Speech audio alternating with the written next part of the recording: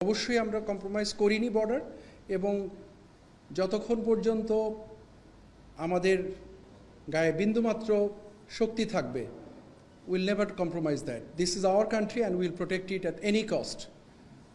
এটা আপনার দেশ, এটা আমার দেশ। এই দেশের সার্বভৌমত্ব বিনষ্ট হতে পারে কোনো একটা সম্প্রদায়ের মাধ্যমে, এটা কখনোই হবে না। এটুকু আপনার উত্তর বলতে পারি। আর যদি আরেকটু গভীরে যাই যে আর্টসা অস্ত্র নিয়ে আসছে, মুভমেন্ট করছে, সে ব্যাপারে অবস্থান কি? দেখুন, বাংলাদেশ মিয়ানমার বর্ডার একটা অত্যন্ত জটিল পরিস্থিতির মুখে আছে এখন। এখানে কোনো মিয়ানমারের যে সরকার, যেটা আমরা বলি, যেটা তাদের সেই সরকারের অস্তিত্ব বিলীনের পথে। আরাকান আর্মি রাখাইন স্টেটটা অলমোস্ট দখল করে নিয়েছে, 85 থেকে 90% দখল করে নিয়েছে, কিছু জায়গা বাদে। সো এখানে, এবং আরাকান আর্মিও তো একটা অথরাইজ সংগঠন নয়।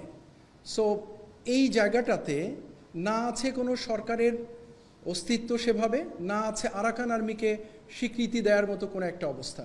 সো অল টুগেদার এই মুহূর্তে বাংলাদেশ মিয়ানমারের যে বর্ডার পরিস্থিতি, নিঃসন্দেহে এটা যে কোনো সময়ের তুলনায় সংবেদনশীল। তো সেক্ষেত্রে এই ধরনের কিছু আর্মড গ্রুপের মুভমেন্ট হওয়াটা অস্বাভাবিক কিছু নয়। বাট তার মানে এই নয় যে এটাকে আমরা স্বীকৃতি দিব, বা এটাকে আমরা দেখেও না দেখার ভান করব, বা এটার ব্যাপারে আমরা পদক্ষেপ গ্রহণ করব না। এই ধরনের ভোলাটাইল একটা পরিস্থিতি, এরকম মুভমেন্ট হতেই পারে।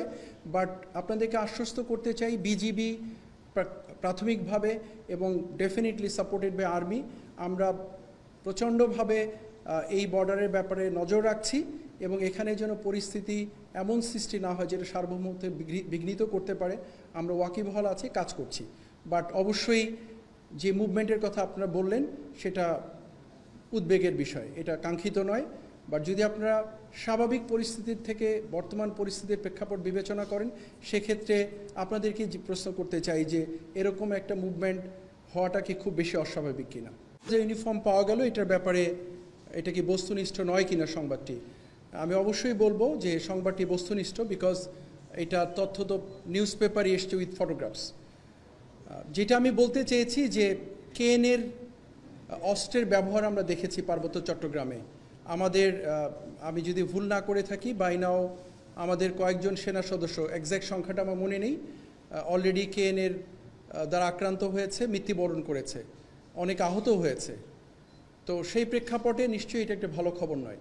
সো যেই 30,000 ইউনিফর্মের ছবিটা আমরা পেয়েছি, সাথে সাথেই আমি ব্যক্তিগতভাবে কথা বলেছি যে এটা আসলে ব্যাপারটা কি, এটা অবশ্যই আমাদেরকে জানতে হবে যে এই ইউনিফর্মটা আসলে কেএনের বা কাদের জন্য তৈরি করা হলো। আমরা সেটা খুঁজে দেখার চেষ্টা করছি। ডিভিশন অলরেডি এটা নিয়ে কাজ করছে। একটা জিনিস আপনাদেরকে বলতে চাই যে কেএনএ বম ভিত্তিক একটা সংগঠন, তাদের সঙ্গে হয়তো অন্যদের সম্পৃক্ততা হয়ে থাকতে পারে পরবর্তী সময়গুলোতে। টোটাল বম কমিউনিটির জনবলই হচ্ছে 12,000। সেই 12,000-এর মধ্যে ছোট বাচ্চা, আবাল, বৃদ্ধ, বনিতা সবাই সামিল। সেক্ষেত্রে এই 30,000 ইউনিফর্মেই কেএনের কিনা, সেটা অবশ্যই খুঁজে দেখার সুযোগ আছে। আমরা বিষয়টা অত্যন্ত সিরিয়াসলি নিয়েছি, বিকজ এটা আমাদের নিরাপত্তার সাথে ওতপ্রোতভাবে জড়িত। আমরা খুঁজে দেখছি, এবং আপনাদেরকে নিশ্চিত করে বলতে পারি যে এটাকে আমরা খুব হালকাভাবে নিইনি। আমরা দেখছি, খুঁজে দেখছি, এবং সে ব্যাপারে যতটুকু ব্যবস্থা গ্রহণ করার অবশ্যই আমাদের পক্ষ থেকে, যেটা আমাদের দায়িত্বের ভিতরে পড়ে, নিশ্চয়ই আমরা সেটা নিয়ে কাজ করব। কোনো অফিসিয়াল ফোরামে এটাকে এক্সপ্রেস করেছি, আলোচনা হতেই পারে, সেনাপ্রধান অফিসারদের সঙ্গে কথা বলবেন, অনেক কথা উঠে আসতে পারে, অনেক আলোচনা হতে পারে। বাট এরকম কোনো অফিসিয়াল রেসপন্স কি আপনারা পেয়েছেন? মানে একটা নিউজ যদি কেউ ছাপিয়ে দেয়, আর একটু প্রতিবাদ না করলে এটা কি এস্টাবলিশ হয়ে যায় কিনা আমি জানি না। প্রত্যেকটা জিনিসের যদি আমরা কন্টিনিউয়াসলি প্রতিবাদ করি বা একটা রেসপন্স দিতে থাকি, জিনিসটা কেমন দেখায় তাও আমি জানি না। বাট আমি এটুকু মনে করি যে যদি প্রয়োজন হয়, নিশ্চয়ই সেনাবাহিনী যদি লিখিত দিতে হয় বা কোথাও বলতে হয়, প্রয়োজন যদি হয় নিশ্চয়ই করবে। ইতিপূর্বেও করেছে, আইএসপিআর প্রেস রিলিজ দিয়েছে, কথা বলেছে, প্রয়োজন হলে নিশ্চয়ই করবে সে ব্যাপারে। প্রথম কথা হলো সেটা যে একটা পুশিন হতে থাকবে আর আমরা বসে থাকব, এটা ভাবারও কোনো অবকাশ নেই। বিজিবি এটা নিয়ে কাজ করছে, এবং সরকারের সংশ্লিষ্ট যারা আছেন তারা অবগত আছেন বিষয়টি নিয়ে। ইন্টারন্যাশনাল কনভেনশন অনুযায়ী একটা পার্টিকুলার জায়গা পর্যন্ত সেনাবাহিনী যেতে পারে, তার বাইরে যেতে পারে না প্রয়োজন ছাড়া। তো এই পরিস্থিতিতে পুশিন বিষয়টি আমি মনে করি এখনও বিজিবি সুন্দরভাবে নিয়ন্ত্রণ করতে পারছে। পরিস্থিতি যদি উদ্ভব হয় যেখানে সেনাবাহিনী ইনভলভ হওয়ার দরকার হবে, সরকারের নির্দেশে নিশ্চয়ই সেনাবাহিনী সেটাতে যাবে। বাট এই মুহূর্তে BGB is managing it very nicely এবং নিয়ম প্রথা অনুযায়ী তারা কাজটা করছে। বাট আবারও বলবো, এটা কাম্য নয়, এটা ইজ নট অ্যাকসেপ্টেড। দেশের সক্ষমতা বৃদ্ধি পাচ্ছে, সেক্ষেত্রে আমাদের প্রয়োজনীয়তাও বৃদ্ধি পাবে, খুব স্বাভাবিক। লালমনিরহাট যে বিমানবন্দরটি, এটা অনেক পুরনো একটা বিমানবন্দর, এটা আগে ছিল, ব্যবহার হয়নি, প্রয়োজনের নিরিখে সেটাকে আবার সচল করা হচ্ছে, নতুন করে কাজে লাগানোর চেষ্টা করা হচ্ছে। আপনি নিজেই বলেছেন যে ওখানে একটা ইউনিভার্সিটি করব, অ্যারোস্পেস ইউনিভার্সিটি হবে এবং এভিয়েশনের কর্মকাণ্ড প্রসারিত হবে। তো উত্তরটা এটার মধ্যেই নিহিত রয়ে গেছে। প্রয়োজনের নিরিখেই এই বিমানবন্দরটিকে সচল করা হচ্ছে এবং দেশের অ্যাসেট দেশের প্রয়োজনে ব্যবহার হবে, এটাই খুব স্বাভাবিক। এতদিন প্রয়োজন হয়নি, ব্যবহার হয়নি, এখন প্রয়োজন পড়েছে, ব্যবহার হচ্ছে এবং তার কারণে এটাকে নতুন করে সংস্কার করা হচ্ছে, কলেবর বৃদ্ধি করা হচ্ছে, সেখানে নতুন কর্মকাণ্ড পরিচালনা করা হবে। চীন এই বিমানবন্দর ব্যবহার করবে কি না, কবে ব্যবহার করবে, এ ব্যাপারে কোনো তথ্য আমার কাছে নেই। এটুকু আশ্বস্ত করতে পারি, দেশের নিরাপত্তা বিঘ্নিত হয়, দেশের স্বার্থ বিঘ্নিত হয়, এরকম কোনো কর্মকাণ্ডে কোনো দেশকে অনুমতি দেয়া বা সম্পৃক্ত করার ব্যাপারে নিশ্চয়ই সরকার ভেবে দেখবেন এবং সে ব্যাপারে পদক্ষেপ গ্রহণ করবেন। আমি মনে করি না কোনো সরকার কোনো কিছু চিন্তা না করে কোনো পদক্ষেপ গ্রহণ করবেন। সো এখনও যেহেতু বিষয়টা সামনেই আসেনি, আমার জানাও ছিল না, আপনার কাছ থেকেই জানতে পেলাম, তো আমি এটুকু বলতে পারি যে নিরাপত্তা স্বার্থ বিঘ্নিত হয় এরকম কোনো কর্মকাণ্ডে কাউকে সম্পৃক্ত করার আগে নিশ্চয়ই সরকারের সংশ্লিষ্ট সংস্থাগুলো এটা বিবেচনায় নেবেন, ভেবে দেখবেন, এটা নিয়ে মূল্যায়ন করবেন, তারপরে সিদ্ধান্ত গ্রহণ করবেন। আমি ব্যক্তিগতভাবে মনে করি এবং আমরা সবাই একই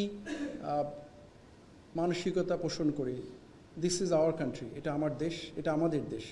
এই দেশের স্বার্থ, এই দেশের সার্বভৌমত্ব, এই দেশের ভালো মন্দর সাথে আমাদের সবাই জড়িত।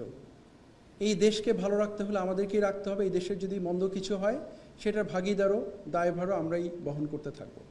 সো আমি মনে করি না যে এই ইস্যুটা এমন একটা পর্যায়ে গিয়েছে যেইভাবে এটা নিয়ে বিভিন্ন রকমের আলোচনা সমালোচনার সৃষ্টি হয়েছে। গভর্নমেন্ট এবং বাংলাদেশ আর্মি খুব সুন্দরভাবে ওতপ্রোতভাবে একে অপরের সম্পূরক হিসাবে কাজ করছে। আমরা প্রতিনিয়তই সরকারের সাথেই কাজ করছি, সরকারের নির্দেশনা মেনেই কাজ করছি। নট টু রেকর্ড, এটুকু বলতে পারি যে আমরা যখন আমাদের পরিবারের মধ্যে অবস্থান করি, ইনফর্মাল পার্ট, আমাদের পরিবারের ভাই বোন বাবা মার সঙ্গে কখনো আমাদের ভুল বোঝাবুঝি হয়, কথার মতপার্থক্য হতেই পারে, বিভিন্ন সবাই এটা মিটে যায়। This is a family. So দেশ চালাতে গিয়ে বিভিন্ন স্টেক হোল্ডাররা বিভিন্ন সময় কথা বলেন, কথা বলতে পারেন।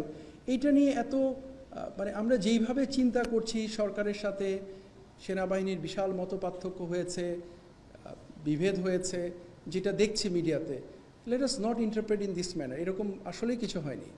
সরকার এবং সেনাবাহিনী খুব সুন্দরভাবে একে অপরের সহযোগিতায় কাজ করছে।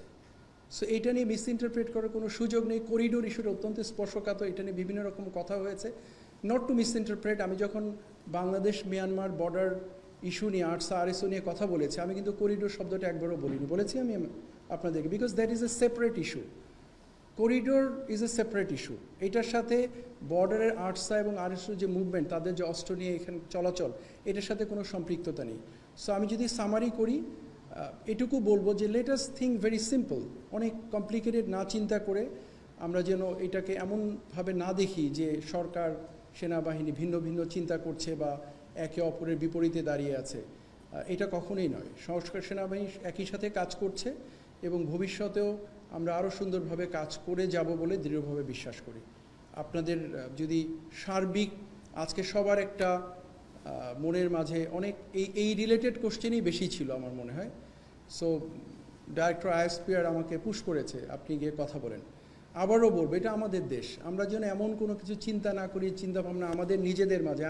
মিনিং আমরা মিনস আমরা, সাংবাদিক ভাইরা এবং আমি, I am not meaning something out of this room, এর ঘরের বাইরের কথা বলছি না, কিন্তু এটাও মিস ইন্টারপ্রেট হতে পারে যে আমরা বলতে আবার কারা। আমি আপনাদেরকে নিয়ে বলছি যে আমাদের মাথায় যেন এরকম কিছু না আসে যে আমরা বিভেদের সৃষ্টি হয়েছে, দ্বন্দ্বের সৃষ্টি হয়েছে, গ্যাপ হয়েছে, ইস নাথিং লাইক দ্যাট। তাহলে তো আর কোনো কিছু করার থাকে না। একটা একটা একটা একটা বাজে অবস্থার ভিতর দিয়ে যাচ্ছিলাম আমরা, সেখান থেকে উত্তরণের চেষ্টা করছে সরকার, আপ্রাণ চেষ্টা করে যাচ্ছে। সমস্ত সংস্থা চেষ্টা করে যাচ্ছে। সেনাবাহিনীও তাদের অবস্থান থেকে যতটুকু কন্ট্রিবিউট করার চেষ্টা করছে। তো আমরা যদি সম্মিলিতভাবে কাজ করি, আমি দৃঢ়ভাবে বিশ্বাস করি যে আমরা একটি স্থিতিশীল অবস্থায় যেরকম আমরা চাই, সবাই আমাদের মনের যে আকাঙ্ক্ষা, নিশ্চয়ই আমরা সেখানে পৌঁছাতে পারবো। এটার জন্য সবার সহযোগিতা দরকার, ইন্টিগ্রেশন দরকার। এবং আপনারা যারা আছেন, গণমাধ্যম কর্মী যারা আছেন সামনে, আপনারা একটা বড় ভূমিকা রাখতে পারেন এবং রাখছেন। আপনাদেরকে অনুরোধ করবো এই দেশের এই একটা ভিন্ন রকম পরিস্থিতির মধ্য দিয়ে আমরা যেন এটা মাথায় রাখি যে দিস ইজ নাথিং। এই মুহূর্তে এমন একটা স্বাভাবিক পরিস্থিতির মধ্যে আমরা নাই যেটা সব কিছু স্বাভাবিক চলবে। কিছু কিছু অসঙ্গতি, অসংলগ্নতা থাকতেই পারে, বাট আমরা সবাই চেষ্টা করছি যাতে সেটাকে মিটিয়ে ফেলে সবাই সম্মিলিতভাবে সামনের দিকে এগিয়ে যেতে পারি।